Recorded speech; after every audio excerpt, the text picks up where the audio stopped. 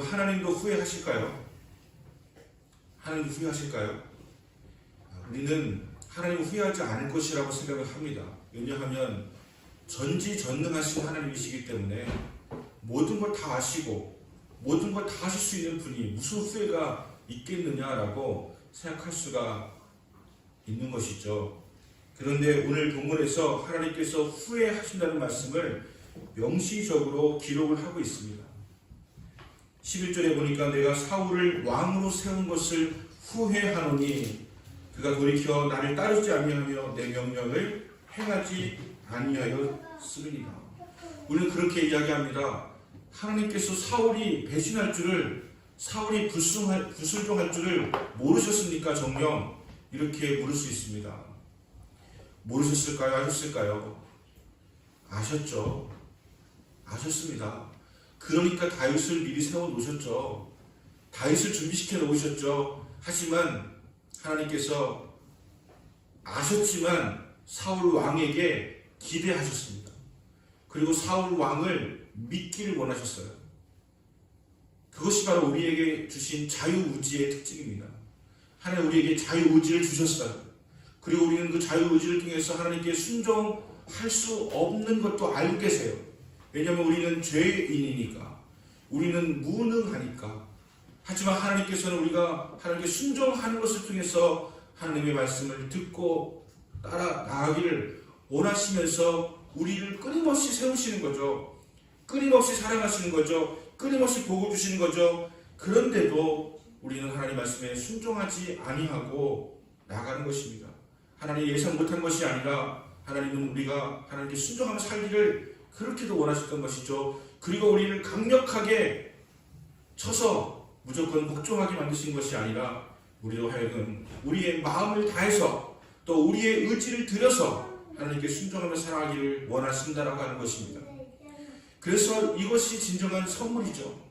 자유의지는 하나님의 선물입니다. 하나님 우리 로봇으로 만들지 않으셨어요. 사울 왕도 잠깐 동안 5년 동안 내가 세운 역할을 감당하고 그 뒤에 다른 왕으로 바꿀 거야. 넌 반드시 타락할 것이니까 이렇게 하는 것이 아니라 자유의지를 주셔서 네가 나에게 순종하기를 원한다 말씀하시고 순종하지 아니할 것도 아시기 때문에 그래서 다윗을 세우셔서 그 다음 왕위를 이을 수 있도록 그렇게 만들어 주신 것이죠. 여러분 혼선이 생길지도 모르겠습니다. 아니 아신다면서 또 뭘 그렇게 또 다른 대책을 세우신다는 것입니까? 아시지만 우리는 자유의지를 통해서 그렇게 타락하지 않을 수 있고 순종할 수 있는 것도 주님께서 기대하신다라고 하는 것입니다. 여러분의 삶을 한번 잘 돌아보세요. 하나님 여러분을 기대하시고 사랑하십니다. 그런데 여러분이 하나님 뜻대로 다 살고 계십니까? 그렇지 않습니다. 그래서 하나님께서는 우리를 위해서 최종적으로 최고의 대책을 우리에게 세우셨는데 그것이 바로 예수 그리스도입니다. 예수님 보내주셔서 우리의 죄를 사해 주시고 다시 한번 하나님 자녀 삼아 주시고 다시 한번 하나님의 뜻대로 살아갈 수 있는 기회를 우리에게 허락해 주셨다라고 하는 것입니다. 저절로 되지 않습니다. 우리 로봇가 아니니까요. 하나님께서 우리를 지으셨을 때 우리를 식물로, 동물로, 나무로, 풀로 만드신 것이 아니라 우리를 사랑으로 만드시고 우리의 의지를 들여서 우리의 마음을 들여서 하나님을 따르고 순종하기를 원하시기 때문에 우리는 때로는 하나님 뜻대로 살지 않을 수도 있고 살기도 하는 것을 우리가 볼 수가 있는 것이죠. 그래서 여러분 의지가 중요한 거예요. 여러분 마음을 먹는 게 중요한 거예요. 내가 오늘 예배를 드리기로 결정하는 것이 중요한 거예요. 내가 주님께로 나아가기 결정하는 것이 중요한 것입니다. 그렇게 하지 않으면 우리 하나님 뜻대로 살지를 못하는 것이죠. 의지를 들이셔야 돼요. 감정도 들이셔야 돼요. 여러분 지식도 들이셔야 돼요. 하나님 알아가야 하셔야 됩니다. 그래야지 우리는 하나님 아버지 앞에 우리 의지를 들여서 마음을 들여서 하나님 예배할 수 있는 자가 될 수가 있다라고 하는 것입니다. 하나님은 우리를 강제로 사랑하시게 하는 것이 아니라 우리가 마음을 들여서 사랑하기 원하는 거예요. 오늘 너도 노래를 들어보니까 너 마음 없이 사랑한다고 100번 이야기하는 거 나에게 아무 소용이 없어. 네가 마음을 다해서 나한테 사랑한다고 하루에 4번만 고백해줘. 486이라는 노래가 그렇더라고요. 사랑한다고 4번 고백하고 8번 안아주고 6번 키스해달라고 하는 그런 내용이 있던데 486이라는 노래가 그렇던데 여러분 마음 없이 100번 사랑한다고 고백하는 것이 무슨 의미가 있습니까? 우리가 마음을 다해서 의지를 다해서 진심으로 사랑한다고 하는 것이 더 중요한 것이 아니겠습니까? 영혼 없이 하는 것, 마음 없이 하는 것, 그것이 의미 있는 것이 아니라 여러분 하나님을 마음을 다해서 사랑하시기 바랍니다. 하나님을 영혼을 다해 사랑하시기 바랍니다. 그것을 위해서는 나도 내 의지를 들여서 나아가는 것이 필요하다는 것을 오늘 말씀하고 있는 것입니다. 지지난주에 분당 우리교회 이찬수 목사님의 설교를 듣는 가운데 그런 이야기를 하시는 것을 들었습니다. 기도하면 바뀐다라고 하는 것은 잘못된 생각이다. 기도하면 바뀐다라고 하는 생각은 잘못된 것이다 라고 이야기하면서 우리는 기도하면 하나님께서 다 들어주신다고 생각을 하면서 기도한다고 하는 것이죠. 하지만 그 기도 속에서 하나님께서 그렇게 응답하지 않으실 때에 우리는 기도가 응답되지 않았다고 생각할 뿐만이 아니라 하나님이 어떻게 그럴 수가 있느냐고 원망과 불평까지 쏟아내고 있다고 하는 것입니다. 우리의 기도는, 우리가 올려드린 기도는 하나님의 주권을 인정하는 기도가 되어야 되는 것이지, 오만하게 감히 내가 기도했는데 어떻게 내 기도대로 안 들어줄 수가 있어라고 하는 것은 하나님의 주권을 인정하지 않는 것이 되기 때문에 오만한 마음으로 기도하면 바뀐다라고 하지 말고 내가 기도하는 것을 통해서 하나님의 뜻을 발견할 수 있다고 하는 것을 우리가 알아야 된다고 하는 것입니다. 기도해도 실패할 수 있습니다. 그런데 그 실패가 오히려 우리에게 또 다른 성공을 준비하신 하나님의 뜻인 것을 우리는 알지 못할 때가 많이 있습니다. 하나님께서 우리 응답하지 않으시면 그것을 받아들이셔야 돼요. 그것이 순종입니다. 하나님께서 내가 응답하지 않으셨는데 어찌 하나님이 내게 이럴 수가 있냐고 오만불손하게 따지며 들어가는 것은 하나님의 주권 인정하지 않는 것이기 때문에 우리는 하나님 아버지 앞에 어떻게 응답하시든지 순종할 수 있는 그런 마음을 가지면 결국 알게 됩니다. 하나님 나를 얼마나 사랑하시는지, 그리고 하나님께서 나를 얼마나 더 놀라운 것으로 예비하셨는지, 내가 기대했던 것보다 더 놀랍게 응답하시고 역사하시는지를 우리가 알게 된다고 하는 것을 오늘 기억해야 될 것입니다. 여러분, 내가 우선이 되고 하나님이 그 수단이 되는 것, 그것이 바로 기복신앙입니다. 내가 우선되는 거, 내가 얘기했으니까 주님이 다 해주셔야지, 이것은 기복신앙입니다. 내가 기도했더니 하나님께서 이렇게 응답하시더라, 나는 그것을 인정하고 그리고 순종하면서 받아들이면서 나가겠다라고 하는 것이 참된 신앙이 되는 것입니다. 우리의 기도는 하나님의 뜻을 발견하기 위한 기도가 되어야 됩니다. 일방적인 요구가 아니라, 일방적인 명령이 아니라, 일방적인 강청이 아니라 하나님께서 내게 무엇을 원하시는지를 발견하게 되어지고 그것에 순종할 수 있게 되어지는 것이 진정한 우리의 신앙이, 자세가 된다고 하는 것을 우리는 알아야 된다고 하는 것입니다. 기도하면 뭐 누가 바뀔 거야? 기도하면 어떻게 될 거야? 막 이렇게 하나님께서 말씀하셨는데 내가 얘기했으니까 되겠지라고 하는 것은 하나님을 주권으로 인정하지 않는 그런 불순한 태도가 되는 것이죠. 하지만 하나님은 우리의 기도에 응답하십니다. 하나님은 우리의 기도를 들으십니다. 그리고 우리가 기도할 때 그것을 들으시고 일하기 시작하십니다. 그런데 반드시 내가 원하는 방식으로가 아니라 하나님은 하나님의 방식으로 그렇게 일하신다고 하는 것을 우리는 꼭 받아들이고 인정해야 된다고 하는 것이죠. 우리가 피조물이지 하나님이 우리의 참모가 아닙니다. 하나님이 우리의 심부름꾼이 아니세요. 그분이 내가 뭐 하라고 하는 그런 마법의 무슨 알라딘 램프에 나오는 그런 사람이 아닌 것이죠. 하나님은 우리의 아버지가 되시고, 하나님은 우리의 창조주가 되시고, 우리 하나님이 되시고, 우리가 기도하면 들어주시는 좋으신 하나님이시지만 때로는 내 기도가 하나님께서 기도하는 것보다 작을 때 혹은 다를 때 다른 방법으로도 응답하신다고 하는 것도 우리가 잘 알아야 된다고 하는 것입니다. 저는 예레미야를 묵상하면서 그 마음이 많이 찾아옵니다. 예레미야는 죽을 때까지 하나님 말씀을 전했는데 한 번도 좋은 일이 없었습니다. 늘 외로웠고, 늘 힘들었고, 늘 고달했고, 늘 많은 사람들이 손가락질하면서 버티는 그런 인생으로 살아갔습니다. 하지만 지금 누가 예레미야를 실패한 인생이라고 이야기합니까? 그는 성공한 인생이었고, 그는 하나님의 뜻을 이룬 선지자였고, 그가 원하는 좋은 일이 나타나지 않았지만 그는 하나님의 뜻을 이룬 위대한 선지자로 기억이 되어지고 있는 것이죠. 보니까 그도 두려워했더라고요. 그도 피하고 싶어 했더라고요. 그런데 그래도 하나님 말씀을 끝까지 전하는 것을 포기하지 않았기 때문에 우리는 대선지자라고 하면 예레미야, 이사야 이렇게 꼽는 것 아닙니까? 우리는 우리의 중심, 내 중심적인 신앙의 사고를 버리고 하나님 중심적인 그런 신앙과 사고를 가져야 한다고 하는 것을 우리가 오늘 깨달아야 될 줄로 믿습니다. 15장을 시작하면서 1절은 사무엘이 사울에게 하나님의 말씀을 전하는 것으로 시작을 합니다. 하나님께 순종하지 아니하고 왕이 자리하고 하나님의 자리를 혼돈하고 자기가 마치 하나님인 것처럼 그렇게 멋대로 그렇게 지냈던 사울 왕에게서 하나님 마음이 떠났습니다. 하나님 마음이 떠났어요. 그런데 하나님께서 사무엘을 통해서 그 사울에게 전한 것은 내가 너희에서 마음이 떠났다. 너희 왕의 자리가 길지 않을 것이다. 라고 말씀하시던 불구하고 또 오늘 말씀을 하시는 거죠. 아말렉을 치라. 이렇게 사울에게 하나님께서 사무엘 통해서 전하고 있습니다. 아말렉을 치라. 마음이 떠났는데 왜 그런 아말렉을 치라고 하는 것을 말씀하실까요? 한 번의 기회를 또 주시는 거예요. 하나님은 우리를 끊임없이 사랑하시고 또 끊임없이 우리가 돌아오기를 기대하시고 기회를 100번, 1000번 주셔서라도 우리 하나님께 돌아오기를 그렇게 원하시는 거예요. 특히 구약에서는, 신약에서는 예수님 때문에 하나님이 벌을 내리시려고 해도 예수님께서 참으세요 아버지, 제가 저 집사님을 위해서 죽었잖아요.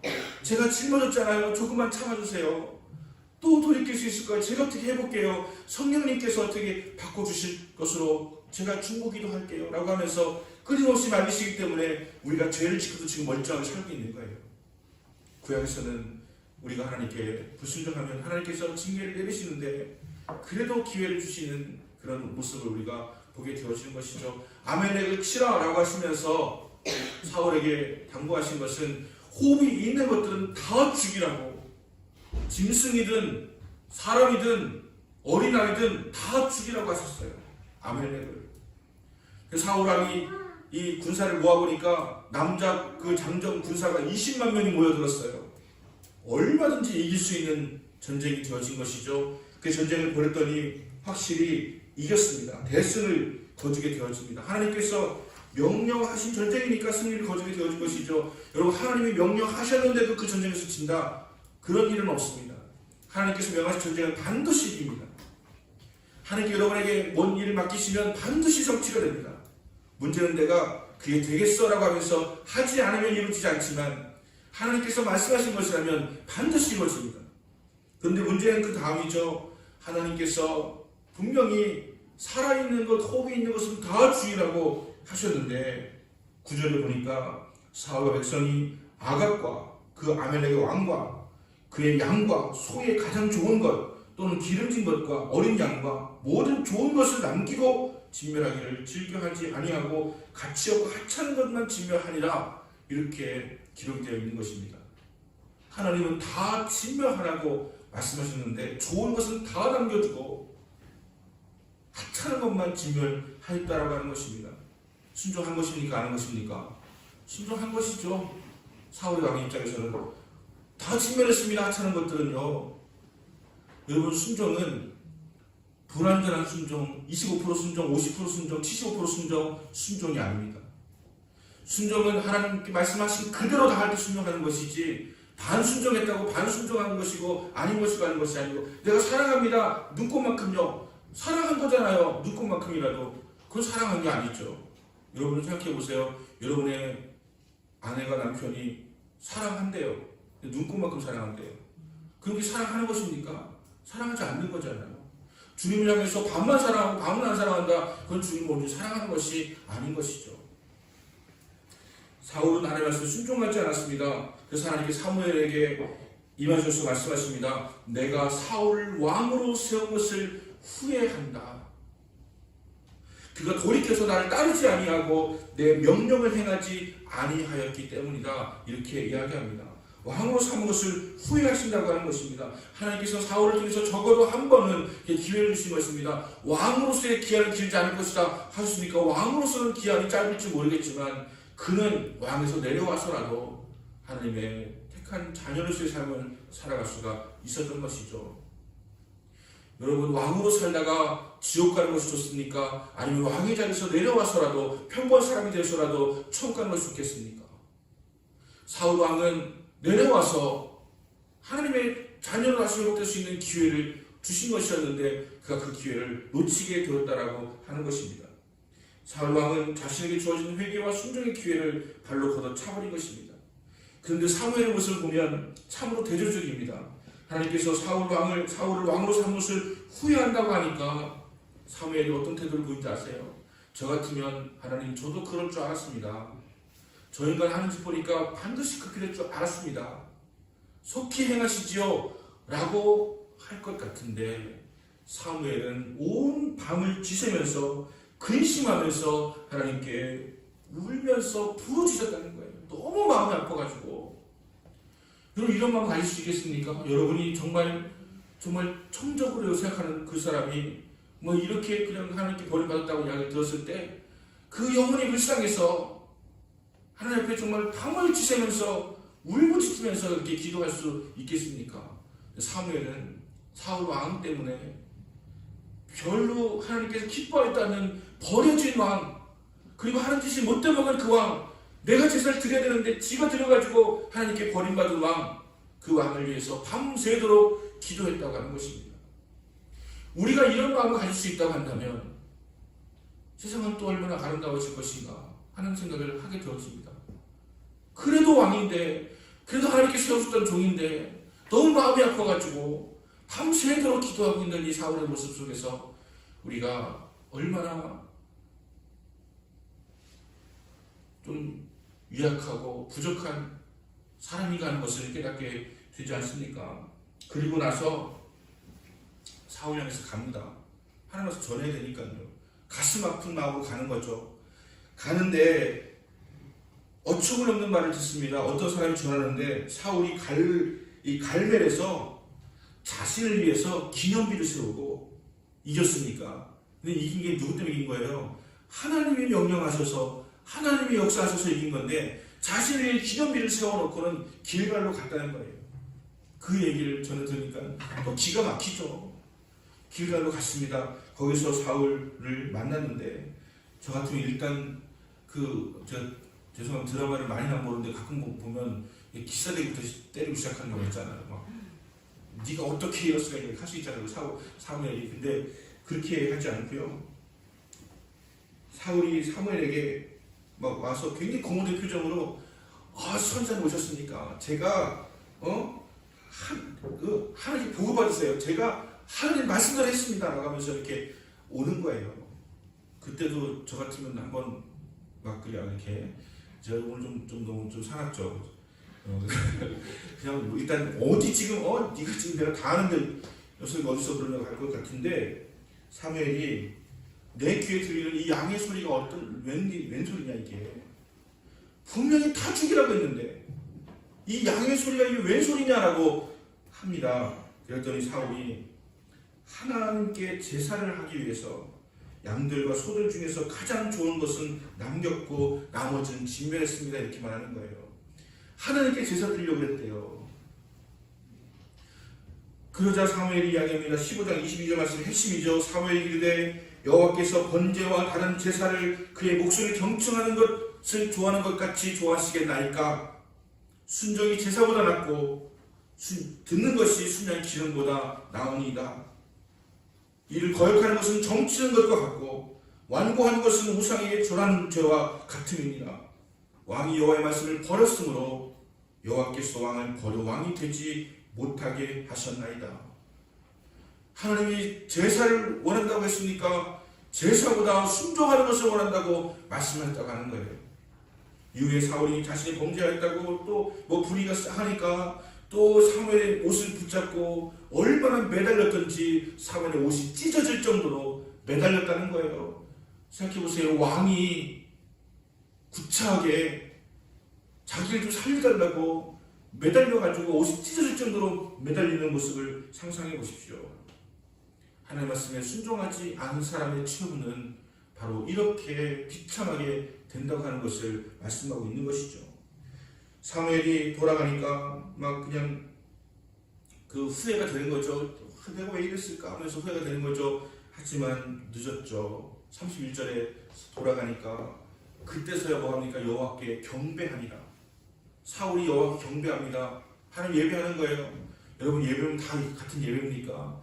예배 중에 제일 중요한 건 뭔지 아세요? 예배는 보는 게 아니라 드리는 것이고요. 예배는 드리는 것보다 중요한 것은 하나님이 받으시는 거예요.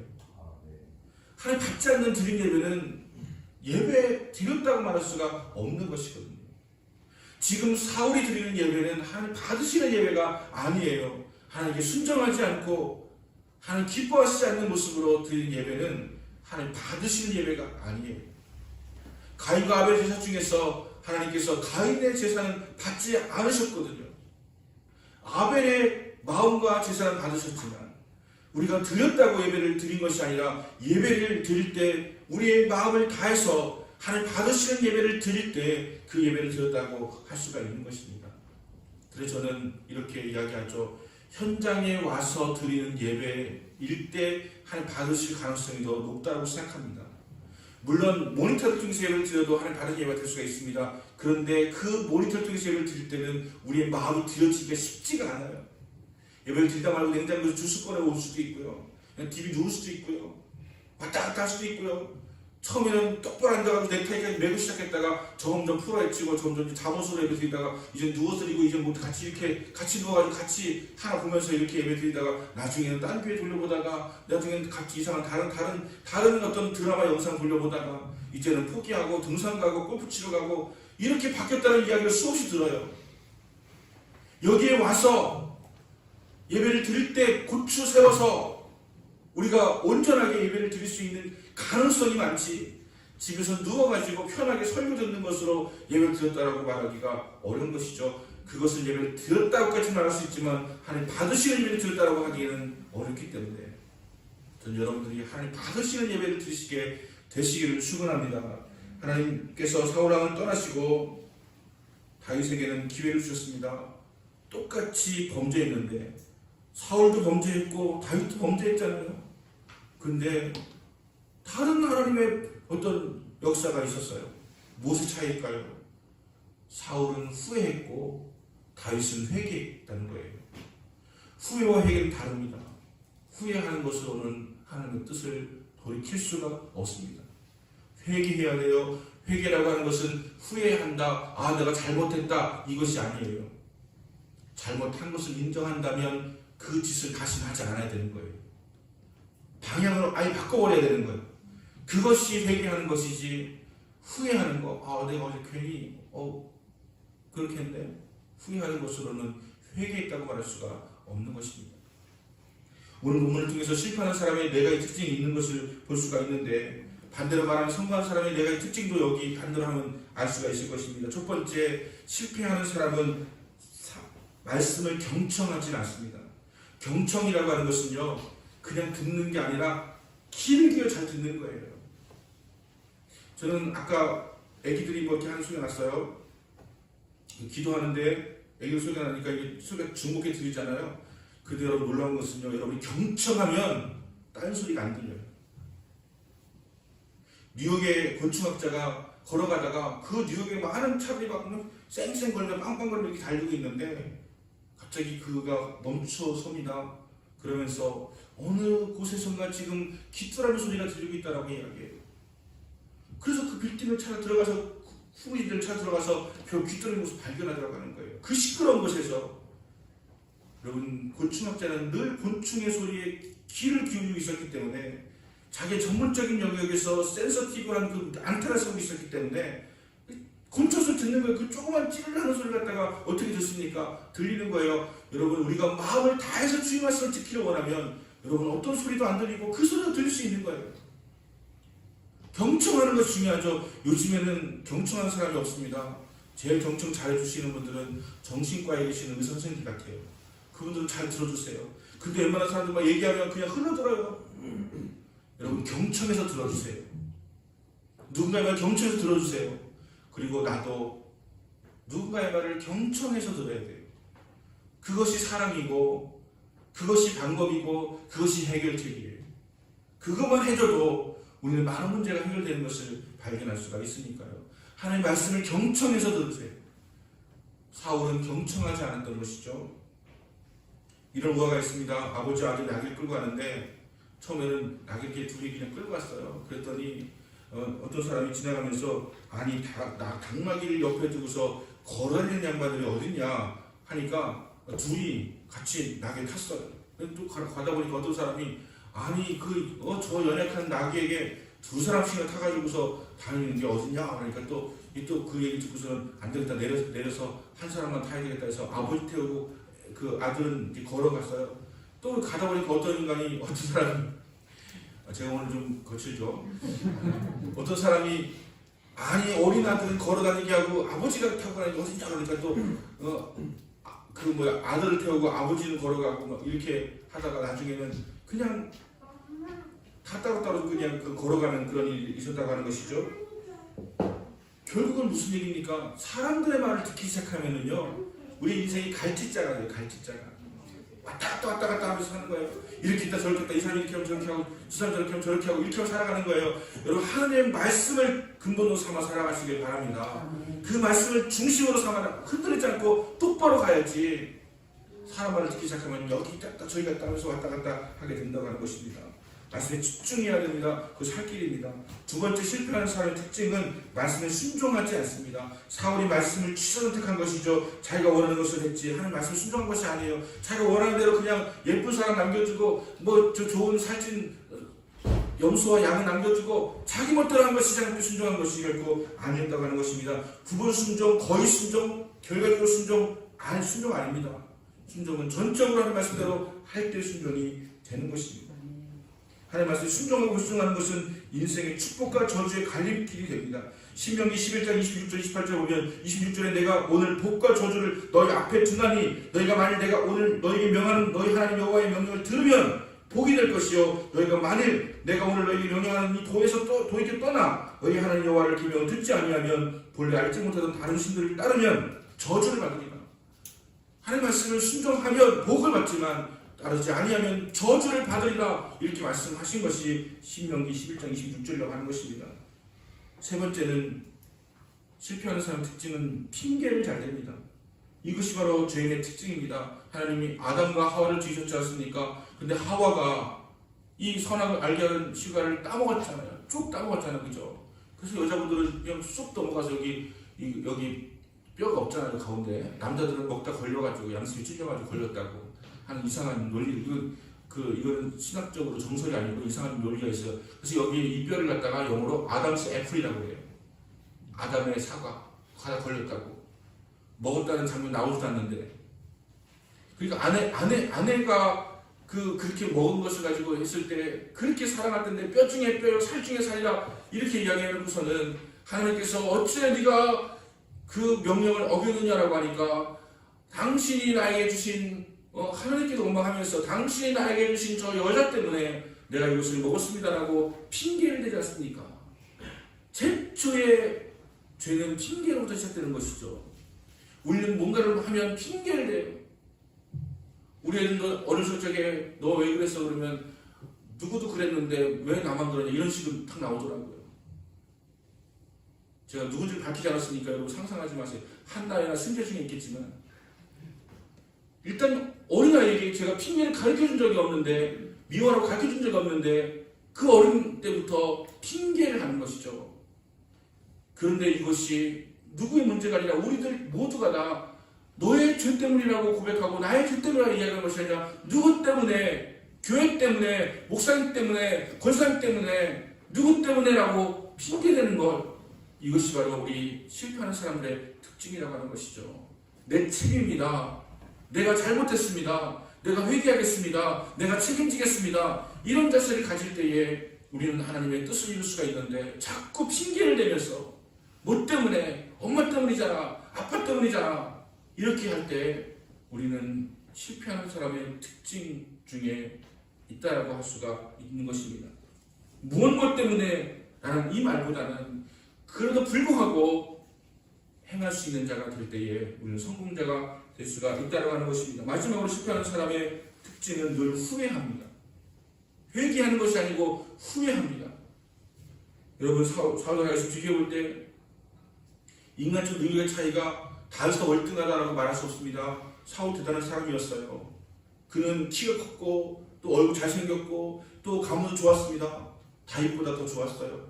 하지만 결국 어떤 사람이 실패합니까? 사울은 실패하고 다윗은 성공하게 되었죠. 무엇이 차이입니까? 후회하는 것으로 그친 사람과 회개하고 돌이킨 사람의 특징이 있는 거예요. 다윗에게 어찌하여 당신은 범죄하였나이까 라고 나단이 와서 할 때에 그는 왕의 권한을 이용해서 쥐도새도 모르게 죽여버릴 수도 있었습니다. 하지만 그 나단 선자의 이야기를 듣고서는 다윗은 회개합니다. 다시는 그 짓을 하지 않게 되었다는 얘기예요. 그리고 하나님께 주신 징계를 달게 받습니다. 그것은 다윗을 위대한 왕으로 남게 하는 회개였던 것이고 사울왕은 후회합니다. 하지만 그 후회는 결국 사울왕을 다시 살리지를 못하게 되었다고 하는 것입니다. 성공하는 사람들은 그럴 만한 이유가 있습니다. 실패하는 사람들 다 그럴 만한 이유가 있습니다. 여러분, 성공은 하나님 앞에 서서 하나님 말씀에 경청하는 사람이고요. 하나님께 핑계대지 않는 사람이고요. 또 회개할지언정 후회하는 것으로 그치는 사람이 아닌 것이죠.